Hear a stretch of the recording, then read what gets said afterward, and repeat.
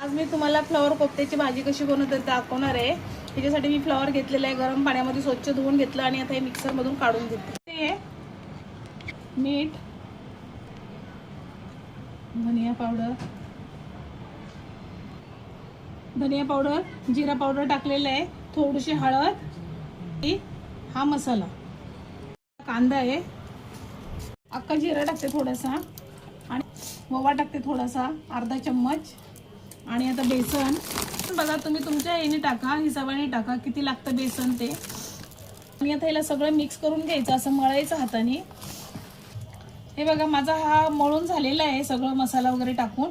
आता असं छोटे छोटे गोळे काढायचे आणि असे गोळे करून घ्यायचे। हे असे गोळे बनवून घ्यायचे आणि याला तेलातून तळून काढायचं। हे बघा असे हे केलेले गोळे आहेत ना, हे तेलामध्ये टाकायचे आणि जेवढं शक्य होईल तेवढं आपण सुद्धा गॅसवर तळून घ्यायचं। याला आलटी पलटी करत राहायचं असं। हे बघा माझा गॅस एकदम स्लोच आहे। त्या पद्धतीने तळून घ्यायचे सगळे आणि त्याच्यामध्ये 5 पुरण टाकते आणि हे कांदा आणि टोमॅटो असं तेलामध्ये परतून घेऊन बारीक केलेलं आहे मिक्सरमधून ते टाकून देते। भाजून घ्यायचं, थोडं तेलामध्ये परतून घ्यायचं कारण ते पहिलेच भाजलेलं असतं। आता मसाले ॲड करायचे त्याच्यामध्ये।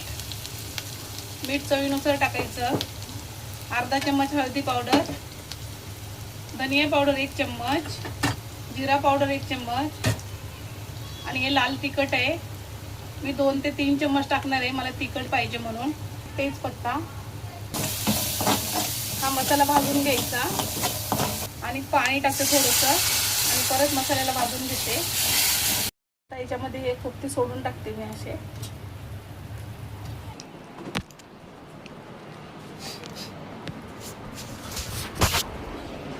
झालेली आहे रेडी, खाण्यासाठी रेडी आहे बघा।